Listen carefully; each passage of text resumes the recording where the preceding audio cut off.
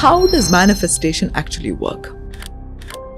They manifest that one thing, but then nothing else changes. They don't feel better about themselves. They don't feel like more confident. What do you think is the number one mistake that most people do in the process of manifestation?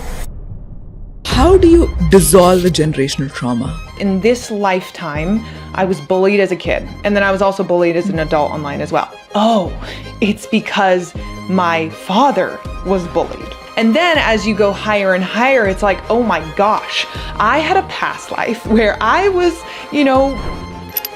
killed for being too successful or for being seen. And all of a sudden you download that knowledge and you're like, oh my gosh.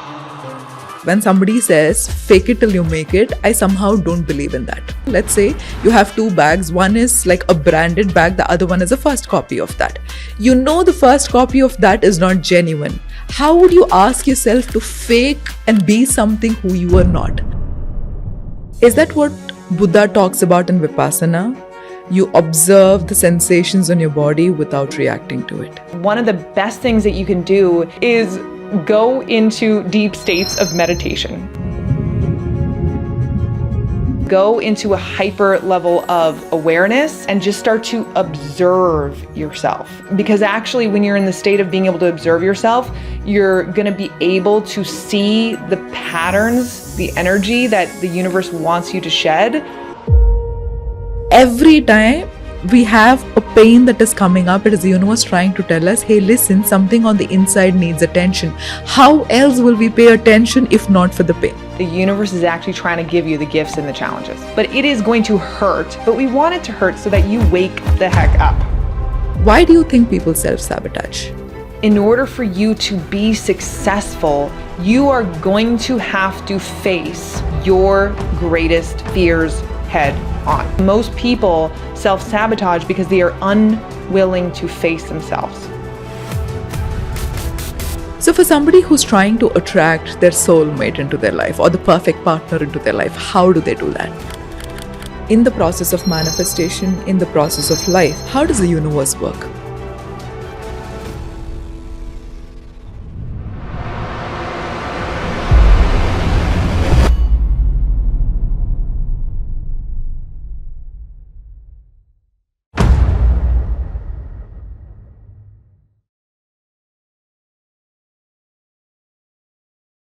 Hi Paget, thank you so much for being a part of this. I've been a huge fan of your work, especially when it comes to not just manifestation, but also the level of depth that you have when it comes to understanding the quantum field, energy, and a lot of spirituality also. I mean, thank you so much for making time for this. I'm sure it's going to be an amazing session, even for every single person who's going to be watching this. Thank you once again.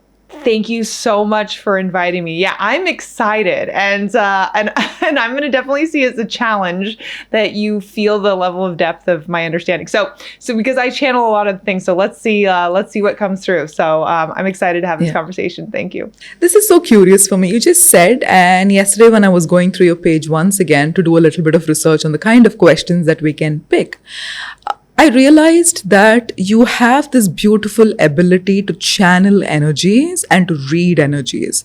How did that start, and when did you discover that about yourself? Yeah. Oh man, it was so random, like anything that's random in life. I don't see your ability to read people, healing ability, all these things. I don't really see those things as anything really different, because so let's say like we all have alternate or parallel lives or past lives, for instance, right? And in those past lives, or even through our lineage, we had these certain gifts, then you would also have those gifts. You would share those gifts. So it would just be a matter of, well, when are you ready to activate those gifts that are already innate within you? So, but it's really interesting from a physical level in terms of like, when did I know that I had the ability to read energy? It happened actually really randomly in the middle of 2022. I was applying this blueprint that I teach other people, right? How to quantum shift. And I was applying this blueprint to my own life, and I was just releasing a lot of different energies, past life energies, lineage energies, all of these things. And I was just purifying my energetic field. And then that's kind of like when everything just changed in my life. I was at that point, I was an actor who was, not creating the level of success that I desired. And so I instead of doing that, I was like, I'm just going to focus on being the best version of myself using this blueprint. And then out of nowhere, one of these things that I was posting, and I was posting a lot, like over the past 9 months before that, it went viral and a whole bunch of people just started following me from this random, I'm sure you know, the universe reels where I speak to the universe. Yes. And I'm like, whoa, what's going on? And then people started messaging me being like, hey, do you coach? And I'm like, coaching acting? And they're like, no, like coaching on life. And I'm like, I guess that's what I'm doing, right? I just said yes to the universe. And I started coaching people. And I started coaching them on the blueprint that I had basically followed for myself. And then they started seeing amazing results. And then as I was coaching people, I didn't even know I had intuitive abilities. Like I never said I was an intuitive coach. I never said anything around that. In fact, if you would have asked some of my friends at that time, they actually thought that I had the least confidence when it came to intuition. And I was always questioning myself. I was like, why do other people have intuition and I don't? But randomly, like at the moment that I was ready for it, it just came online and I just started to see things. At first, it was really random things, like really random things in their field. And then as I just, coached more and more became revealed to me. I was able to see energy in a different way in people. But again, it's one of those things where, like, let's say you creating this podcast, right? You were just like, oh, I have this inspiration. I have this motivation. I want to do it. I can do this. Yeah. And then you just created it. Like, it's no different to me, right? Like you had the innate like gift in you to be able to do something incredible. You just acted on it, right? And then it just came through. I just see it as the same thing. Do you have any episodes of remembering anything from your past life? Because for me, I think a personal belief is that if there is something which you're so passionate about in this lifetime, it's for sure that you've been doing this for like enough number of lifetimes in the past. Oh, absolutely. Like, right? It's just about activating the codes that are already there. Like, so, but when I think about past lives, I really think about like parallel lives, meaning, as you know, like at a higher level, there is no time. So it's just like a reverberation, right? Like, so let's say we're a coordinate in the matrix of this entire reality and realms and dimensions and all of that, right? We're just a coordinate. We're just a point of consciousness within this larger consciousness. And I see like past lives as just like being a little bit closer to the coordinate that we're at, right? Just being a little bit closer in the realm of the matrix to the coordinate that we're at. And so we can like, that's why it's like almost like we can pull the gifts, right? From those past lives, from those alternate lives. They're closer to our ability to access. And so 100%, if you are a natural singer, if you are a natural artist, if you're good with people, if you're natural at creating abundance, it's like 100% at least in my head that you were either really abundant in another life or you were a natural singer in another life. It's all shared energy. Right. And when you were speaking about this, it just reminded me of how when we heal our ancestral trauma or the generational trauma, we also inherit the blessings of our ancestors, right? So can you talk to us a little bit about that? Yeah, definitely. So what's also the difference between past lives or alternate lives and lineage, right? Because I talk about both. I talk about generational curses or patterns and things like that, and then also past life energy. So it's kind of interesting. I think I'm getting a little bit off topic, but I'll try to bring it back around. You might have to remind me. No. Just go ahead. Whatever intuitively you feel like saying, just please go. I also go on tangents, so you might have to help me out here. But but basically, like I said, it's this complicated matrix that we live in, and it's everything's connected in ways that we can't even really fathom. And so it's not a coincidence, right, that you were born into a certain lineage or like certain parents who have a certain lineage and everything like that. And that would, and this goes to astrology too, that would impact, right, also the alternate lives or the parallel lives or the past lives that you're also connected to. Because again, it's all helping, it's all contributing you to being this one point in the consciousness of the whole bigger consciousness of the matrix of reality. So so it's actually really kind of this same thing or similar thing, meaning I also would see that too, where it's like, okay, you were a singer in a past life, right? And now you have this amazing singing ability, but also in your lineage, there are probably people also who are also gifted with a singing ability as well. So, if you're releasing, let's say, patterns, you might be like, is this a past life pattern energy? Is this a lineage energy? It's likely both, but what you would perceive is at the level of the layer of energy that you're ready to release. So for instance, gosh, I'm going am I going too off track here? No, I love what you're saying. Just go for it. I love what you're saying. Okay. So for instance, and this actually reminds me of a question that you just asked me. Okay. So for instance, right, I had a fear of persecution. Right. I've had a fear of persecution. And initially, as I was releasing this fear of persecution, this fear of being seen, it was like, oh, it's because in this lifetime, I was bullied as a kid, which is true. And then I was also bullied as an adult online as well.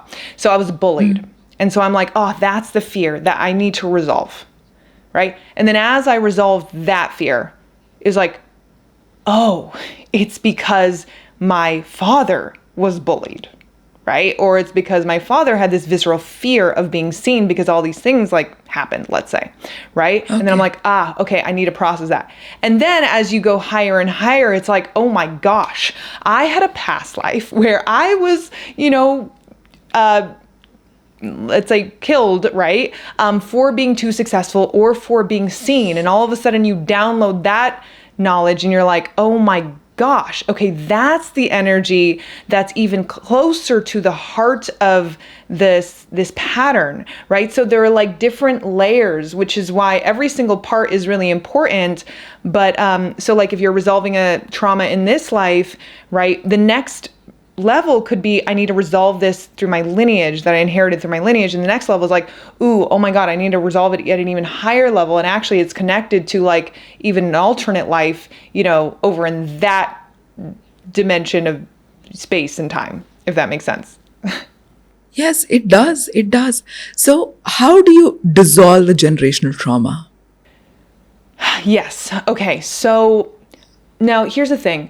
As consciousness is elevating, which we all know, a consciousness is rising, yes. Things are changing rapidly, paradigms are shifting, things are dissolving, and it looks really, really scary, right? But this is the same thing that happens in personal development, as I'm sure your listeners know, is that when they begin the process of transformation, their identity has to die or go through some sort of difficult, challenging, what feels like difficult or challenging moments, because you're literally killing off a version of yourself, an old version of yourself, yes, in order to rebirth into the new. And it doesn't feel good. That's exactly what's happening in the collective right now. A lot of things are the old versus the new paradigm, they're clashing, right? It's creating a lot of conflict. People are projecting all of their things out onto each other, and it doesn't feel good. And it doesn't look good. Sorry, what was the question again? Sorry, I got really, really off track. My question was, how do we dissolve generational trauma? Oh, yeah. So the first part of this that I was trying to say is that it's already happening. Okay? So the universe is already pushing us to this new phase, to what people call is the new earth, the 5D consciousness, all of that. We're already being pushed in that direction. So you might even notice, right, that certain things are coming, certain emotions are coming up, maybe certain old traumas that you thought you resolved are coming up. Life might even feel a little more difficult sometimes. Things that you used to be passionate about, no longer you're not passionate about anymore, because it needs to recalibrate, right, to the new energies that are coming through. That's actually the universe trying to push you to the next level. It's actually trying to help you release old energy. So lineage patterns, generational curses, and all of these things. So one of the things, like if you feel that this is happening, like a lot of stuff is coming up, a lot of emotions are coming up, like whether that be depression or anxiety or fear, irrational fears, things. I'm seeing irrational fears come up a lot, actually, more right now. So that's just fear that's trying to leave you. Right? It's not even necessarily what you're fearful of, because everyone's like, I'm fearful of this, I'm fearful of that. And when I usually work with people, I'm like, okay, that's not actually what you're scared of. It's just the fear, and you're just your mind is just attaching it to something. But that's not actually the thing you need to be fearful of. And so all of this is already kind of happening or unfolding naturally to some degree. But if you obviously want to be ahead of the curve, because it's going to be easier if you're ahead of the curve, then one of the best things that you can do is, and no one wants to hear this, but is go into deep states of meditation, okay, or go into meditation, right? Go into a hyper level of awareness, and just start to observe yourself, right? And because actually when you're in the state of being able to observe yourself, you're going to be able to see the patterns, the energy that the universe wants you to shed as what it is, which is energy, which is not who you are. The way that you make it harder when the universe is trying to get you to release stuff is that you identify with what's coming up, right? So you have an emotional experience and you're like, oh my God, I am this, right? I am the fear. Oh, this is my fear, right? And then you hold it closer to yourself. This is my anxiety. So you hold it closer to yourself, right? This is who I am. You hold, like, this is my control, right? You hold it close to yourself, as opposed to going, oh, maybe it's actually coming up for me to observe it, be like, ooh, this isn't necessarily aligned with my highest self. Maybe this is just a pattern. Maybe actually I need to let go of this and not feed this with reaction. So that's another step as well, is that usually the way that we perpetuate patterns is we feed it with reaction, right? It's like, oh, I'm really, really scared. So I'm going to do everything that I can to like not be scared.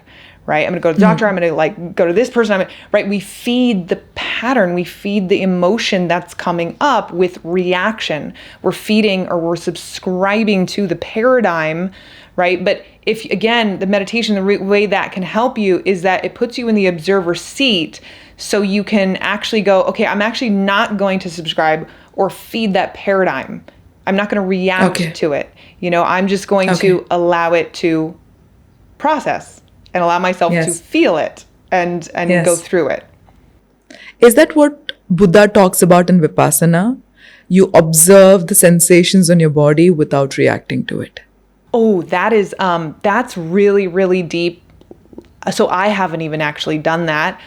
It would be highly beneficial though. Like if someone can do that, oh my gosh, it would be incredible. It would be so awakening. It would be amazing. But yes, and it's going to be extremely hard, obviously, for the average person, right? Because we are constantly reacting to our patterns. We are constantly just subscribe to that, subscribe to that old way of being, subscribe to that old way of looking at it, subscribing to the old way of behaving, right? We rarely ever just like distance ourselves from ourselves and even ask the question, who am I being right now? Right? Like, what am I subscribing to? And then doing that practice, oh my gosh, like all your pain body's going to come up. You're probably going to freak out. I don't know, right? You're going to notice every single pattern, like every single neuroses, every single thing that probably the universe probably wants you to release. Right.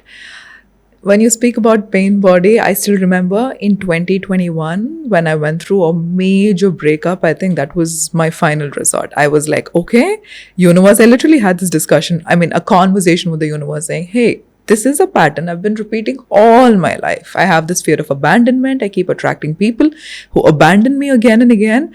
I've done this. This is enough. Either you help me heal what this is, or I will die. When I went to that point, I think it was 3 months of like panic attacks and anxiety and going through some really dark phase. Now to look back and realize that was probably one of the best things that ever happened to me. Do you think it's essential for every one of us to go through the dark night of the soul before a level of awakening happening? Unfortunately, yes, because us humans, at least right now, we're programmed to just take the safe road, or programmed to take the easy road or the comfortable road. So unless you're an exception to that, which most people are not, right?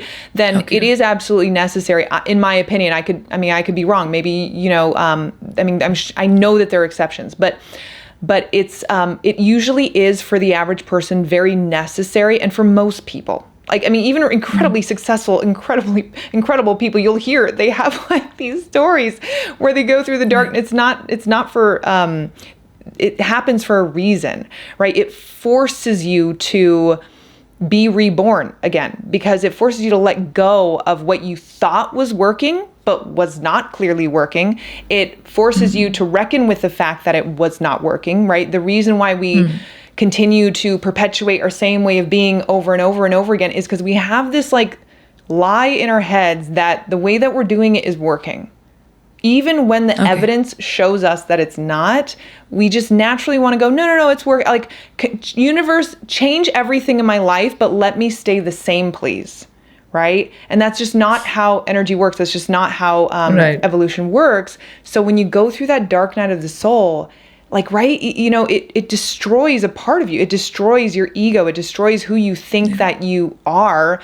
So that you can let go with grace, hopefully, right? And that you can rebirth into the next version of yourself. And then I think once you go through one of those and you realize, oh my God, I'm so much stronger, I'm so much better, then I think you don't necessarily have to go through that over and over and over again, right? This is where I think a lot of people, they do turn to, this is for me, my dark night of the soul, I turn to spirituality. Like, that's when I turned to spirituality, right? And so it led me on the most amazing adventure and amazing, life path that I would have never been able to unlock or see or even desire if the dark night of the soul did not happen for me, right? Because I would have been like, okay, whatever, let me just like coast along and just maintain status quo. So yeah, I do think it's a gift. It's one of the best gifts that the universe can give you if, let's say, you're not living your highest potential.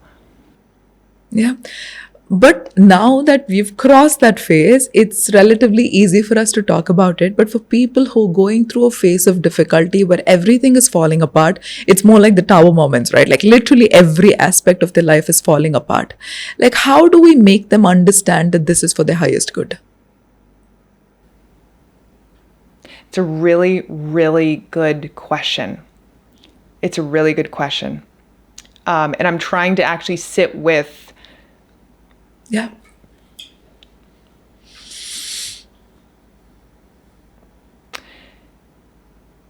So it's impossible to really understand that it's for your highest good. And there's a reason for that, right? Like, until you actually get to the other side. Because if you understood, and now, maybe you and I, like at this level of, going through a lot of processes, we can have that perspective, right? But if someone's initially going through something like this, it's actually really important for it to feel incredibly real and painful. Because otherwise, again, they're not actually going to be able to go through the process properly, right? It is supposed to feel like a death. Like, literally, it is supposed to feel like that for a reason. Because if it doesn't, then you are not going to actually rebirth, right? You are going to, you see what I'm saying? And so, it's actually in your best interest for it to feel like I've lost all faith. I have no hope. Everything has been taken away from me. I don't know what to do. Yeah. And then what usually happens is the universe somehow gets you out of it, right? You somehow get out of it. And a lot of times you don't even know how that happened. You're like, wait, I don't even know how did I even get through that? That's crazy, right? Yeah. But the universe does take care of you. And then so that's that instilling in you at a deep visceral level, that next level of faith that you need, right? That you're going to need at the next level. And then you're going to need at the next level. And then as these little tiny, smaller tower moments happen, right, you can catch yourself better. Because you now have that faith that you are being taken care of. But unless you go through that really dark night of the soul experience of that death space, it's not going to be as visceral of a knowing. Like you can't know it. Do you think in this process, if we start to cultivate the belief that if the universe put me in a place, it is also that the universe will protect me in case something does not go my way. If we start to incorporate that kind of a belief system, do you think this process will be slightly more easier? There is no other way. Okay. There is no, at least from like, that's literally how I live. I'm like, if something bad happens to me or if something gets taken away from me, and trust me, it's not like I'm sitting here pretty, like a lot of things happen to me, right? That are challenging and that really force me to reckon with myself.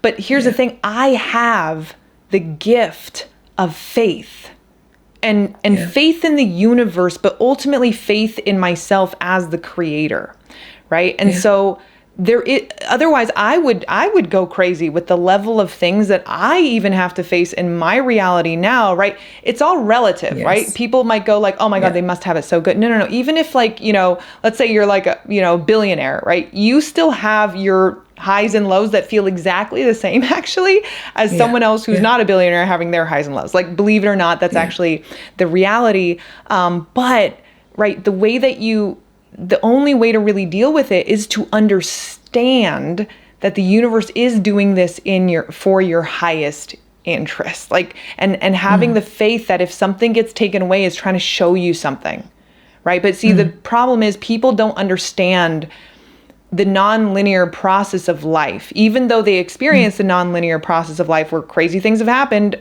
without their mind, without expecting it, without even planning it, right? And even though they've been shown evidence time and time again that that's kind of how the most amazing things in their lives have happened, they have trouble really trusting in that, right? But like if something gets taken away from you, for instance, how do you know? You don't. Like I have that knowing and that trust that something better is trying to come into you. But see, where people go wrong is they go, oh my God, the universe is doing this to me. And then they work against the universal flow of where the universe is trying to direct them to, which is something probably much better. And they work against it. They work against it. They close off their energy. They like grab on even tighter. And then they miss the train of where the universe is trying to take them. And it's like, if you actually just let go and you just had faith and you just trusted and you just kept your eyes open and you just were open to receiving and surrendering into the process, like you could have shortcut all of that stress. Like you could have shortcut all of that anxiety, Yeah. So generally people take some time depending on their conviction in the universe. When they turn back to connect the dots, now they understand, oh, probably everything was happening for the highest good.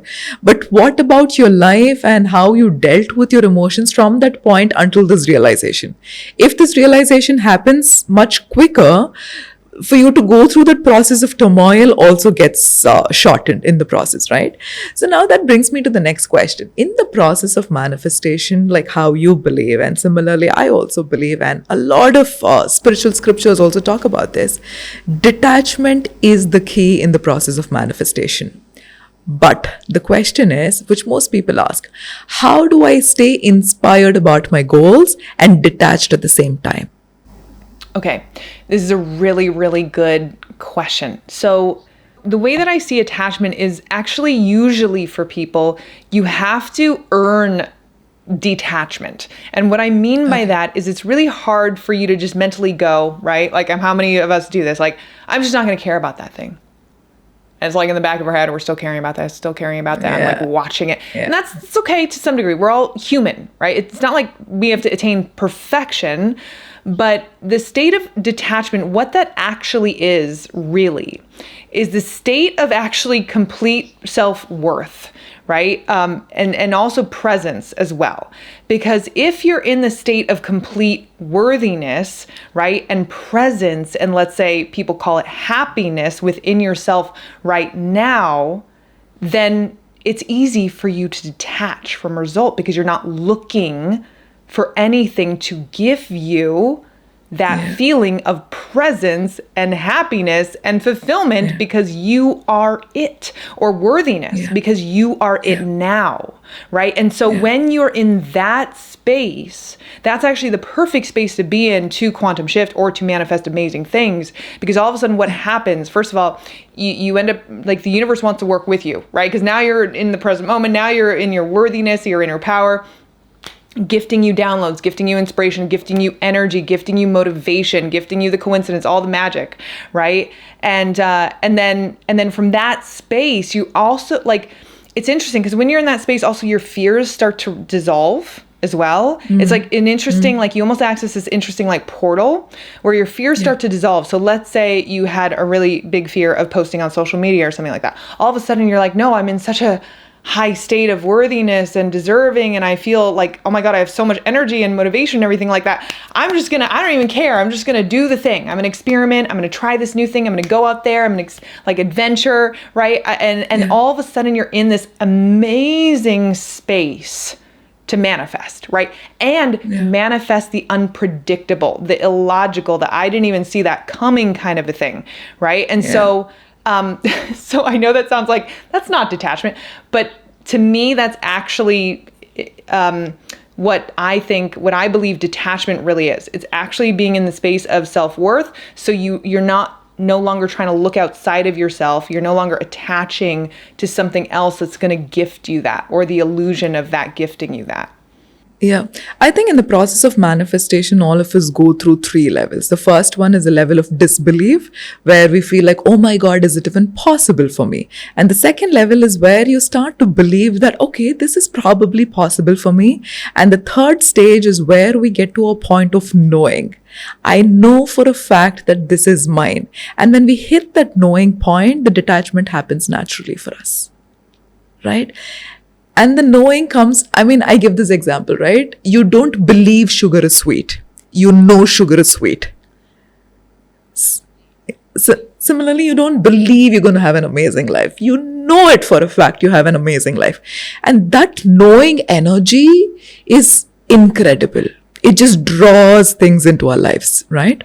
Yes, because you are remembering that you are the creator of your reality. You are remembering, it's really remembering, you're remembering your power, you're remembering your divinity, you're remembering, by the way, why you are even here, which is just to enjoy and experience this human existence. But so many of us are so disconnected from that state of being that we look at manifestation as this is going to solve the disconnection that is within me right now. They don't actually first do the, I actually need to solve for this disconnection. Let me connect.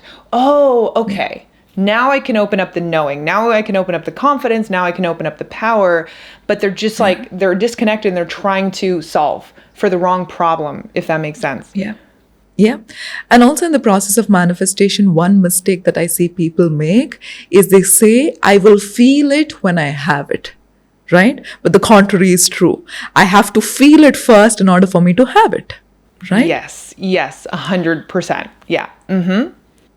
So I want you to help the viewers understand, how does manifestation actually work? So from my perspective, because there are a lot of different modalities out there, there are a lot of different ways that people talk about manifestation, right? And there are, by the way, different ways to manifest, actually. Correct. Right? So there is one way to manifest where you just hyper focus. You like train your subconscious and you hyper focus. This is most ways, right? And like you go to sleep and you do those exercises where you're just imagining it there. You're imagining it happening for you and all of that stuff. And you're basically just pulling that thing into your reality.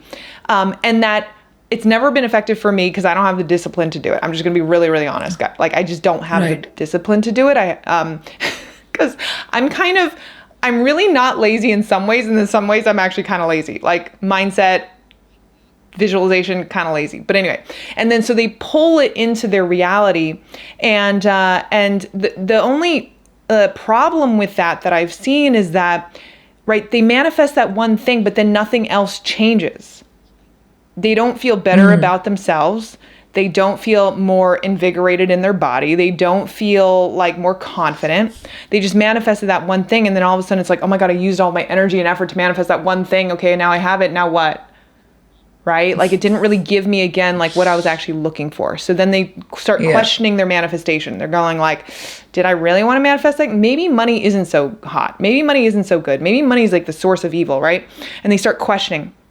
But it's really because, again, they were actually trying to manifest that thing because of trying to solve for that disconnect that we were talking about.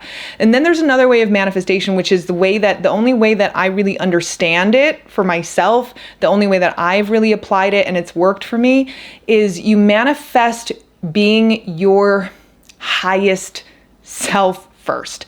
So so you really are a match, a true energetic or frequency match to being the person who could literally then step into the manifestation, right? And then all of a sudden the manifestation doesn't even seem that crazy because you're like, well, I'm already that person. So like, well, yeah, so of course, like I just stepped into it, right? You know what I mean? It's like the difference between someone like some random person, like going, like being pulled on a stage, go give a speech. And you're like, whoa, I can't believe I'm on the stage being able to give a speech. Okay, what do I do? I'm starting, like, I don't feel ready for this. Versus someone who's like, literally like has the speech, who has the confidence, who's practiced, who is that person.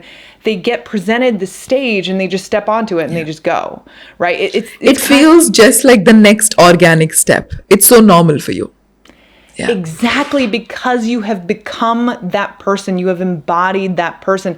And this way feels really fulfilling. It feels purposeful because you've actually found your true purpose in life, which is to become the highest version of yourself. That is really ultimately like our main purpose in life.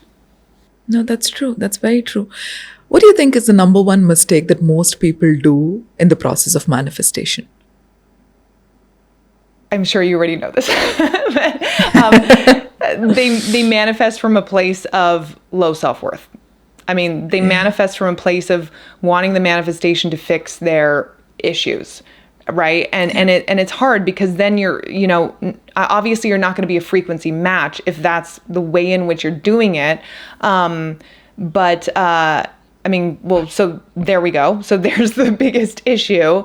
But also, in manifesting it, it's actually really not a very pleasant process either, right? Because every single day you don't have the thing, right? You actually just feel bad about yourself, or you feel bad for yourself, right? So then the process isn't even enjoyable. And then so this is where people end up, and this was actually me in the beginning of my manifesting journey. So this is where people just kind of end up giving up because they're just like, well, I guess I can't do it. Right? But they don't really understand that, well, what if they actually resolve the low self-worth or whatever the energy is that's like creating the low self-worth?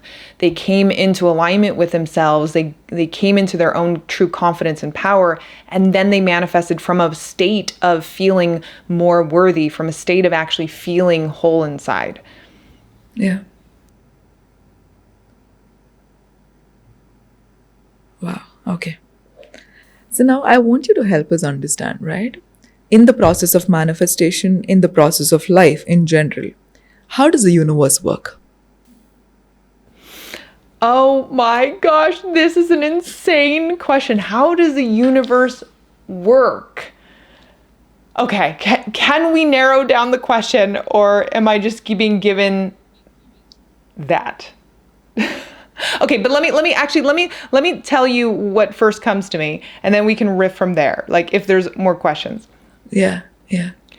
So the way in which I guess you work with the universe, or the universe works with you, okay, is that your reality, so your experience of the universe, your experience of reality, your experience of life itself, is simply a reflection, right? It's actually a projection of you. Okay? It's a projection of your core energy and also your relationship with yourself. So for instance, so everything's going to be a mirror to you in some way, shape, or forms. Especially, that's why relationships are actually some of the best ways for you to identify, like, who am I being? What am I attracting? Right? It's like right in your face, right? So your relationship. So let's say you have issues with receiving love from a relationship. I guarantee you that you have a distortion with actually truly giving yourself real, true self-love. Yes. Right? Because again, everything in your reality, guys, it's actually trying to signal to you where you're actually out of alignment, but also where you are in alignment as well. Right? It's all just a reflection of you. And if you can even start with that one understanding that your reflection is, your reality is just a reflection of you or your energy or a complement to your energy, right? You're going to start to look at things less from a victim perspective of like, oh my God, how do I do that? I don't know how to do it. And you're going to start to look at it from a very different empowered perspective of, oh, how am I creating that? What is that signaling to me about my energy? And this is not about blame. And it's not about projection onto your family or past life, whatever it is, right? You are gifted this moment actually to experience life so that you're the one who could actually break it, so that you're the one who could actually change it, right? And so that's number one, that like the universe is just a reflection of you. Like for instance, one bad thing could happen to one person, right? And that person would be like, oh, it's not a big deal, right? Just deal with it. Okay, moving on. Another person, you just notice this in your own life, right? Another person would be like, oh my God, how can that happen? And they'll go into their head and they'll freak out. And then all of a sudden their whole entire day is ruined. They didn't get anything done that day. And they're just focused on this one piece of drama, right? And then they're like, okay, why am I not getting anything done? Or why am I not able to move my life forward? That's like one really, really simple way for you to see. Because actually this leads me to another concept as well. And this is also how the universe works. Awakening is actually just a process of efficiency. Like if you want to sum up what true awakening is, it's just becoming more efficient, right? So, and I say this to my clients all the time. So like I said, I gave you that one example. One person just deals with the thing, moves on, gets right to it, just does the thing that they need to do, just goes forward. Like there's less resistance in their reality to making the things happen, to doing the things they're called to do, to talking with that person, to taking that next step forward, to posting on social media, to doing that next thing, right? Whereas someone else with the same level of abilities, same level of talent, same intellect, all of that, same everything, that thing just ruined their entire day. All of a sudden they're spinning. All of a sudden they're in their head. They're letting their self-doubt get in the way. They're letting their fear get in the way. And then like they stop, they go, you know what? I don't even know what I'm doing with myself anymore. Like if I post this thing on social media, everyone's going to hate me, right? Like my friends and family aren't going to support me anymore. This is going to happen. That's going to happen. So I think I'm just not going to go and do it. And then they go through that cycle, like for maybe, I don't know, 6 months maybe. And then they just wasted a whole 6 months. So that person who, got really distracted by that one thing, that one obstacle that came up, right? They would allow that to snowball because of all their worry, their fear, their self-doubt, right? They would allow that one thing to trigger this whole series of emotions and thoughts and patterns for them to then just give up. Right? For them to not take the next logical step forward. But you see, when you clarify and you purify or you awaken to who you are not and who you truly are, you just naturally get more efficient. You can leave the things that don't matter, right? You can deal with the things in the moment and then just let it go. There's nothing sticky for things to hold on to in your energetic field because you are more purified. So you can just like do the thing, get the results, and then call it a day, right? And so if you even think about people who are truly really, really awakened, right? They don't actually have to work so hard. They don't actually have to do so much, and yet everything gets delivered to them because they have earned that state of being. They have awakened to the point where they don't need obstacles to mirror and show them what they need in order to evolve. Does that make sense? Because they have already gone through the process of evolving to that higher level. But until you're at that level, you are going to have to go through the process of meeting your resistance, meeting your patterns, remember the reflection of yourself through the universe, right? And so it is a matter of earning that place. Like you can't just like go, oh, I just want to do nothing and have everything be brought to me. It's like, Yeah, no, yeah. you actually have to awaken to the point where the universe doesn't have more, let's say, really harsh lessons for you to learn because you're Yes. learning them like on hyper speed, right? And you're going through Yeah. them and you're getting more and more efficient. And in that state, you're not even trying hard to let go. The process of letting go just happens so naturally and organically. Yes, 100%. Right? Yes, again, because there's no Right. like Velcro for the things to stick onto because you don't have Yes. all of these like the energy patterns, I call them, or energy blocks, right? That like things can just like cling onto and like hold you down. If you don't have that, then it's easier for you to let go. It's easier for you to surrender. It's easier for you to receive. It's easier for you to change direction, pivot, right? Understand that the universe is working for you. It's easier for you to have faith and trust in yourself.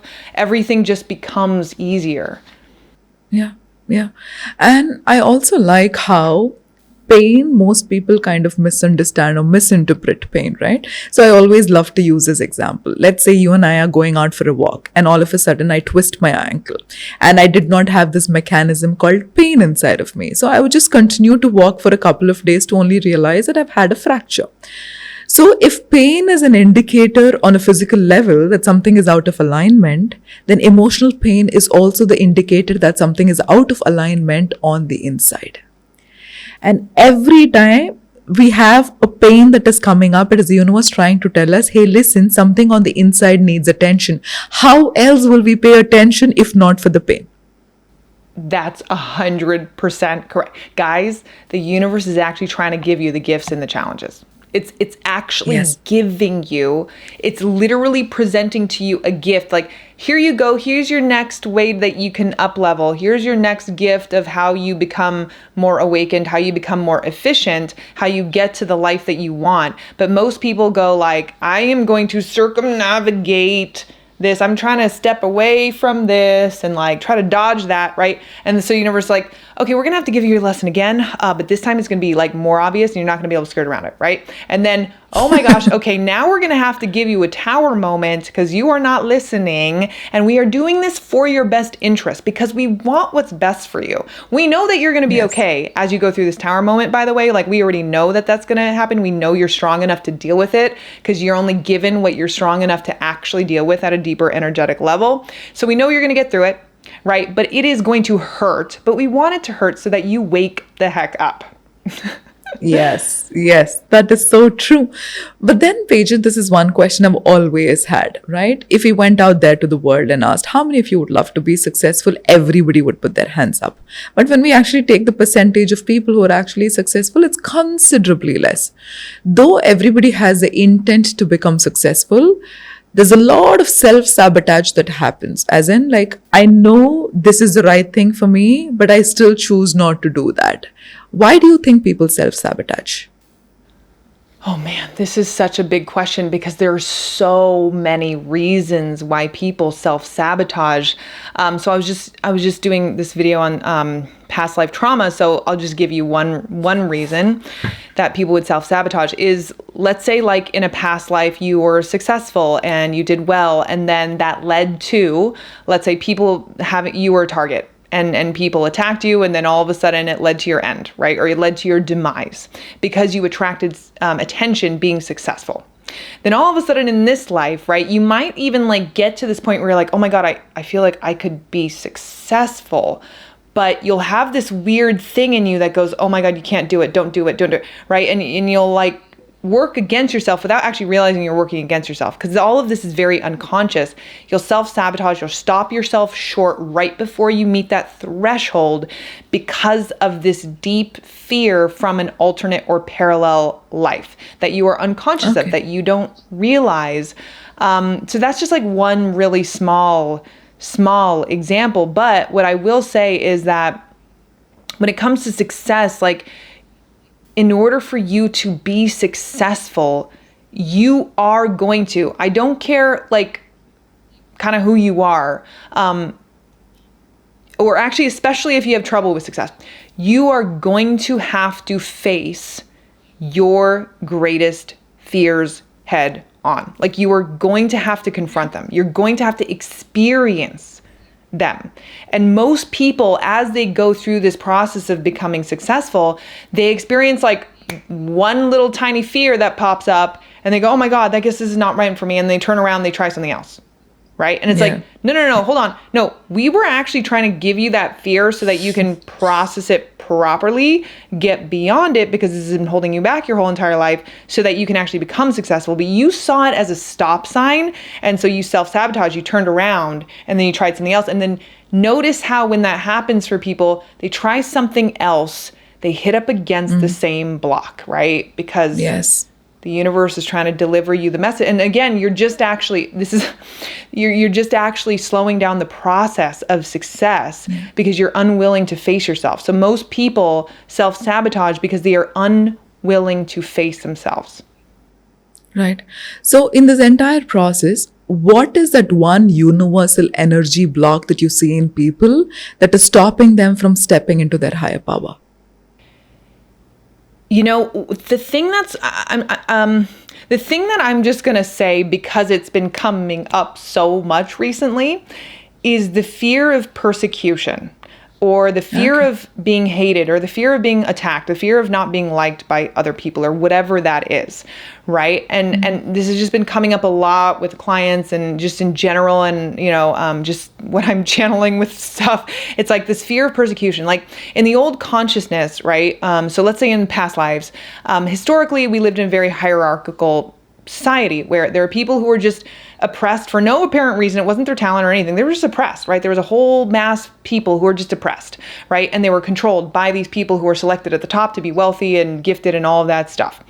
Okay, so if you think about the whole alternate life thing, and you think about how the vast majority of the world was oppressed and suppressed, then logically you might even say, okay, well then the majority of people in this reality right now would have this issue with stepping into their power, right? Because back then in a hierarchical kind of society, stepping into your power meant you're going to get killed. Like, someone's not going to like it. You're stepping out of line. You are stepping beyond what you have been given permission for.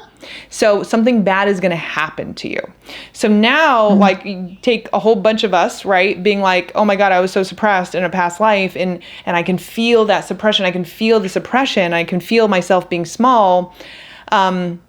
But in order for me to be successful, I have to like play bigger, right? And so that's like a big one. It's like the fear of being too big, the fear of persecution, the fear of being punished for being too successful or being too much in your power. This is why people don't want to put themselves out there at the level that they should in order to be successful, because they're scared of retribution. They're scared of being punished for being too powerful or being too brilliant or being too bold. And so I would say that is probably, as a collective actually right now as well, that's probably the biggest fear that we are all actually trying to process through, because in the new consciousness, that's not gonna fly. Like, the whole hierarchical way of being, that's just not going to be as supported, right? The whole like suppression, control, all that stuff, it's not going to be as supported in the new consciousness. So that means also at the same time, while those things kind of dissolve, people are going to be forced or encouraged to rise and be in their power and claim their power. Okay. So the fear of not being loved or accepted, do you think it is also coming from the place where we struggle to love ourselves? Oh, yeah.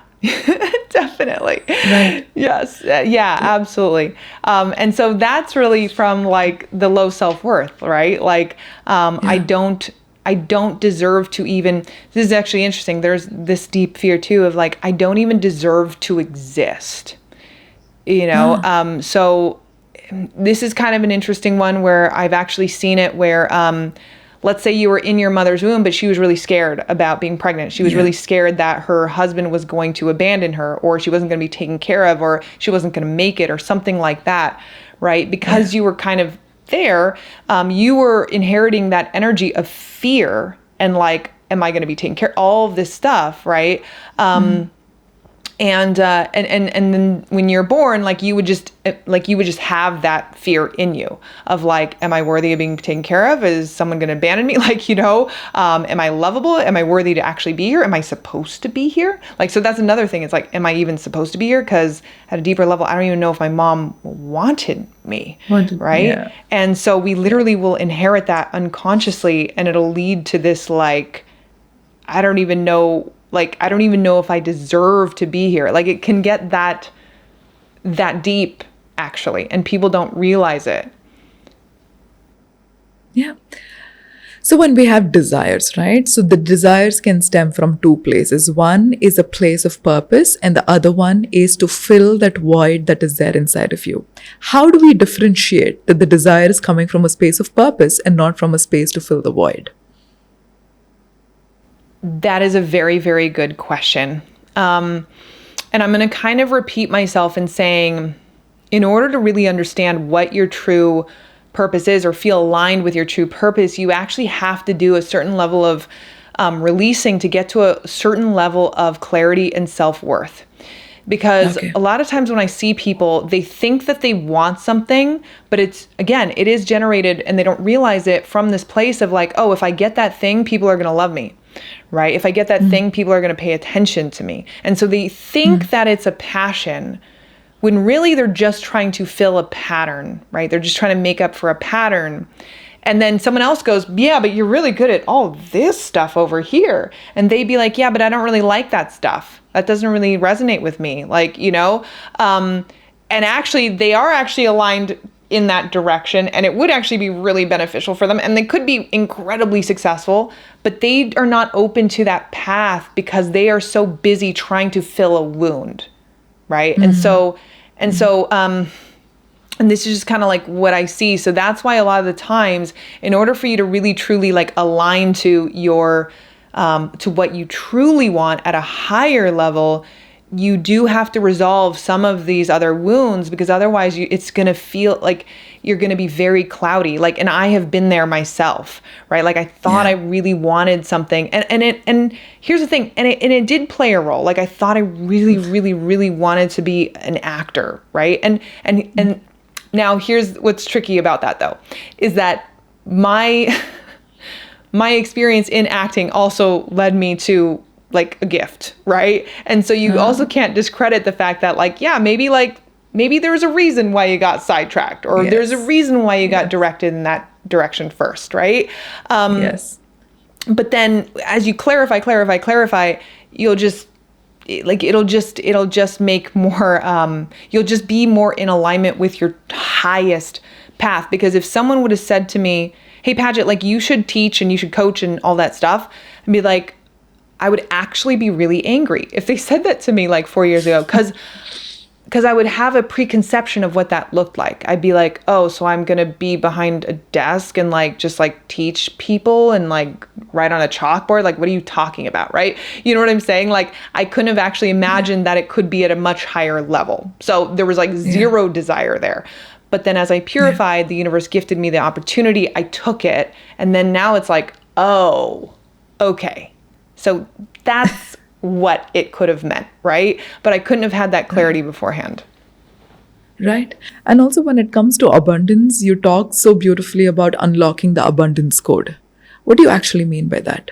So when I talk about unlocking your unique codes of abundance, that's exactly what it is. It's exactly what it sounds like, which is that everyone is going to have their own unique way of creating abundance using their own unique set of gifts. And you're seeing this more and more, right? With social media, people are making, let's say, a money in like a lot of different ways that we would have never even imagined before. So exactly, there's so many opportunities out there to make abundant or make money, right? But it is about understanding, or again, clarify. I always see it as clarifying, because when that happens, you can hear your guidance from your higher self. You can listen to the signs of the universe. You understand like where you're supposed to take steps, right? Because you understand the difference between your own energetic resistance and like, what's actually not meant for you. Because a lot of people, they think their energetic resistance, which are supposed to process through, is actually like a sign from the universe. It's not meant for you, but it's not necessarily the case. So that's why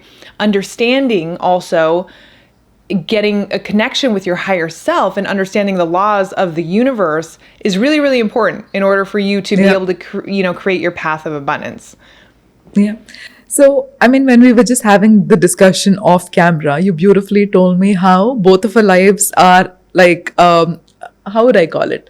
All right. For me, it was more of money will be always sorted. Relationship was a challenge. For you, you had this innate belief that relationship is always going to be sorted. So for somebody who's trying to attract their soulmate into their life or the perfect partner into their life, how do they do that? I'm going to sound like a broken record, but here's what I genuinely believe. So I hope that this is actually more of a comfort than anything else.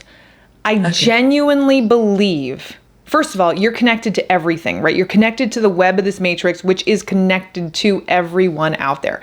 Your higher self already knows all the different possibilities. Your higher self already knows all of the different partners who are the best for you, right? It knows how to connect you to them in, like, again, mysterious, unconscious ways and with unseen forces. If you think about all the coincidences that have happened in your life, they weren't really coincidences, were they? Right? They were guided by something that you just weren't thinking about.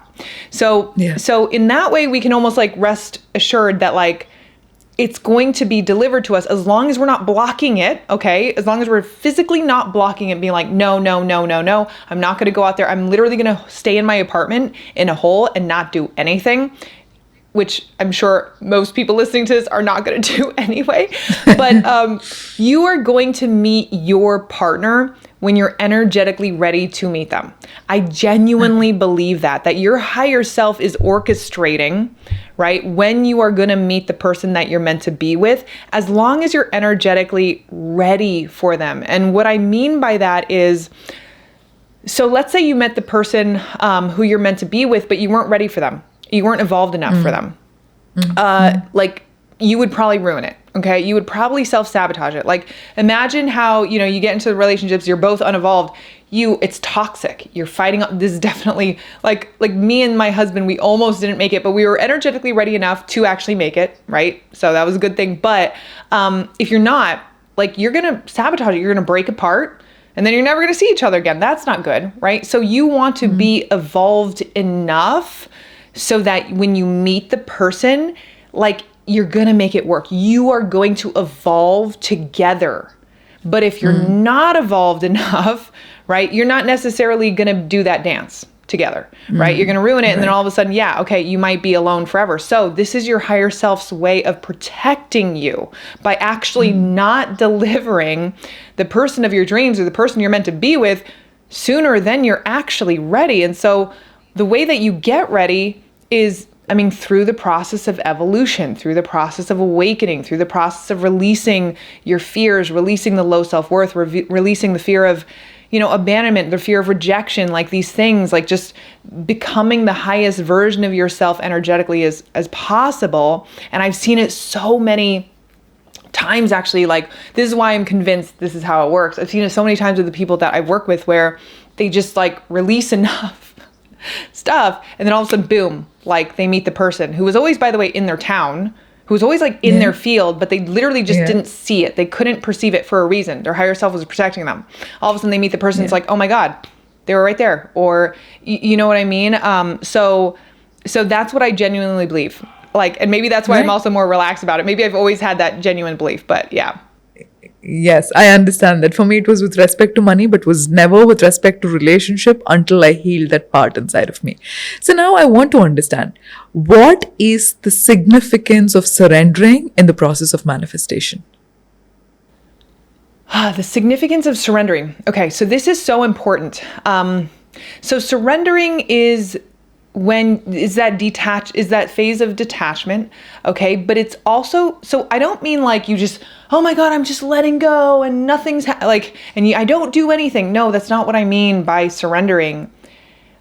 Actually, to me, you can put it another way, which is open to anything, right? Okay. Open to anything, right? So instead of just like letting it all go, what if you were just open to anything?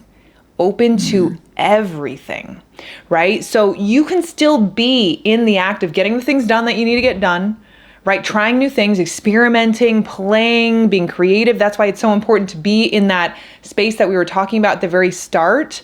Because that's when you're like, you're buzzing, you're magnetizing like opportunities from the universe, signs, all this stuff. And then it's also easier for you to be in that state of detachment, but you're in this state of anything is possible.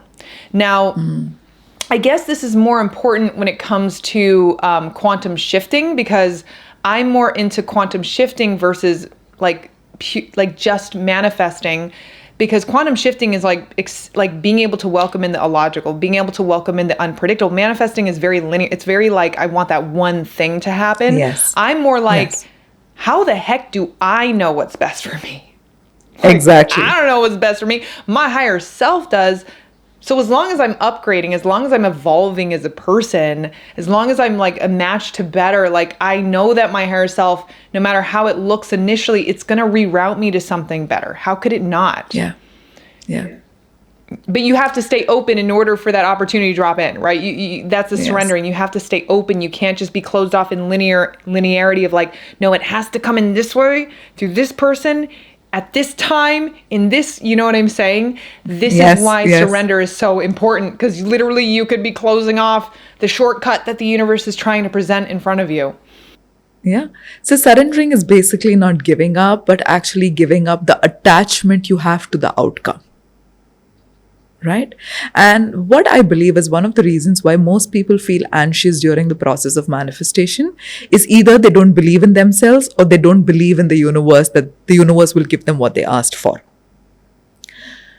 So in the process of surrendering and in the process of letting go of the attachment that we have to the outcome, so have you ever felt that anxiety creeping up in your body, or have you felt that in your clients? Oh, of course.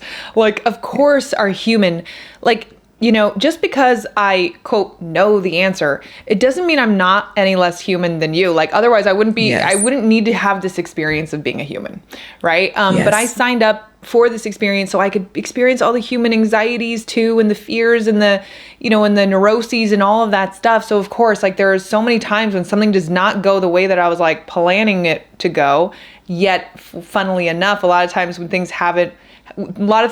things went against the plan, they actually turned out better. Okay. So you gotta take, you know what I'm saying? But there are times when things did not go the way that I planned or foresaw. And initially I'm like, oh my God, what's happening? Oh my God, my life is over. Right. But then I always have to remember that the universe is always trying to guide me toward the next step. It's always trying to set up the next step for me. Right. And so that's where I can go back into my center and go, okay, that's information. Yeah. Right. It's not like, oh my God, you're so bad and you're so wrong. It's like, I'm at that point now where I'm like, that's information. Right. Because I know I crossed my T's. I know I checked all the boxes that I needed to do in order to like make that thing happen. If it doesn't happen, I'm like, ooh, there's a redirection happening here. Yes. Right. But I have that trust because I understand the process, like you understand the process, so we can have that inherent deep level trust. And that's the antidote, is just understanding the process and having that deep level trust that your higher self is always working for you. It genuinely is. It's not trying to punish you. It's actually trying to show you things. Yeah. And I think one hack, now that I'm in a state, like how you said, I'm in a state where I understand the higher self is always working out for me. Every rejection is not a rejection, but a redirection. But when I started out, there was this hack that I used to use. So whenever I wanted to manifest something, I would always tell the universe, this or something better.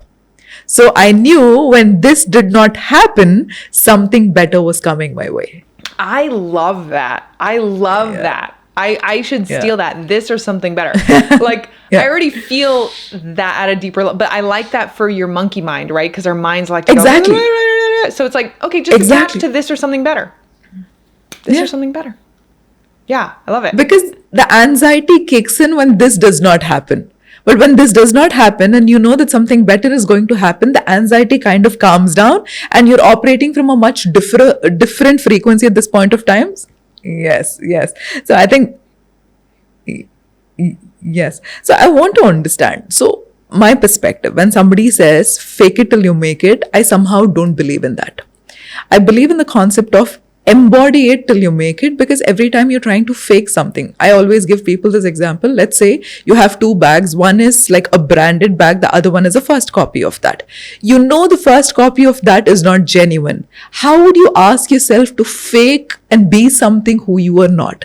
So what is your take on this? 100%. I completely agree with you. It causes like this dissonance, and it causes even more of a disconnect, because what you're saying when you're trying to fake into someone else is you're saying that I'm not that I can't be that person. Right. Right. Yeah. In a weird kind of way, it creates that weird disconnect within you. So yes, on a superficial level, maybe like, and I do think it can be helpful if, let's say, you're first starting to post on social media and you need to like fake that you're confident in the beginning. Like I can agree. I can get on board with some of those things, right? Because sometimes we need that safety blanket, and we're not strong enough to actually be truly vulnerable, because it takes real strength and courage to show up and be fully yourself. Most people are not there. Most people have to fake a little bit or pretend. I just call that more pretending as opposed to faking. Like that's a pretending. Right. Most people have to pretend. That's fine. Pretend. Okay. Until you energetically get there. But when it fake it till you make it like, yeah, I'm like I'm making $100 million a year. Yeah, that's not, because like your body knows the truth. Yes. Like with the fake bag and the real bag, your body knows like, yeah, in the lie detector test, you ain't going to be able to say that this is a real bag.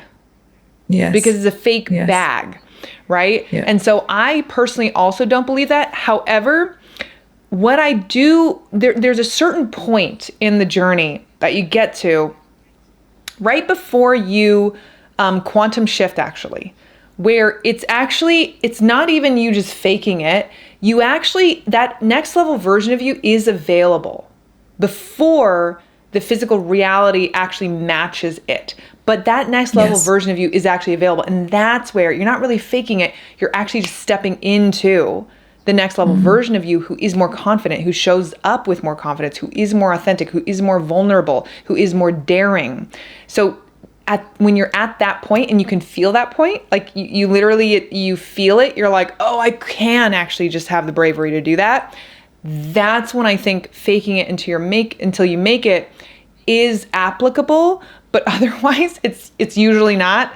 And it's not very long lasting, right? It's applicable when you're already kind of there already, if that makes sense. Yes. So generally people talk about this, right? So in your imagination, what you see in the 5-dimensional world, for it to translate into the 3-dimensional world of what we see in a reality at this point of time, there's always a time delay for it to manifest from here to here.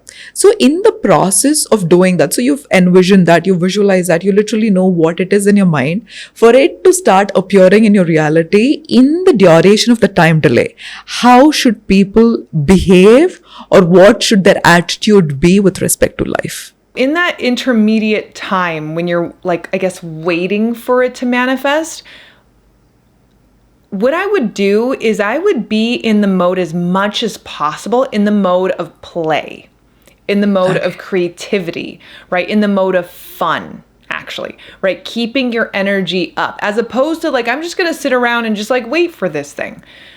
No, because first of all, how do you know that you've actually clicked into it, right? How do you know that there isn't actually a shorter pathway that's going to present to you? So I would never, ever recommend someone just waiting for it to happen.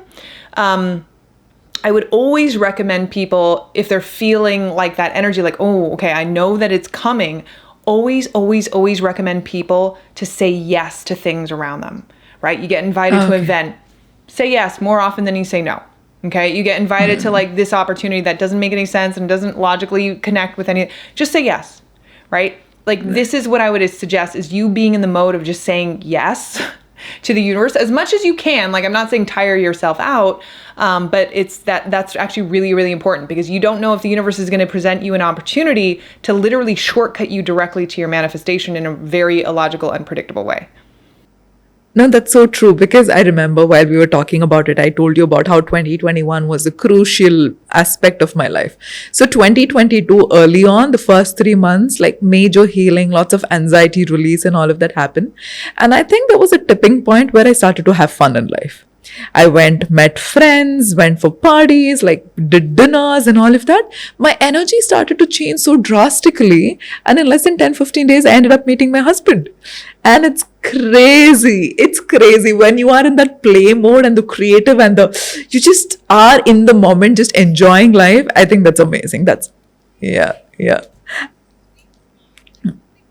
Exactly. I mean, all the work that you've done in that moment, everything starts to release and beautiful things start to show up in your life.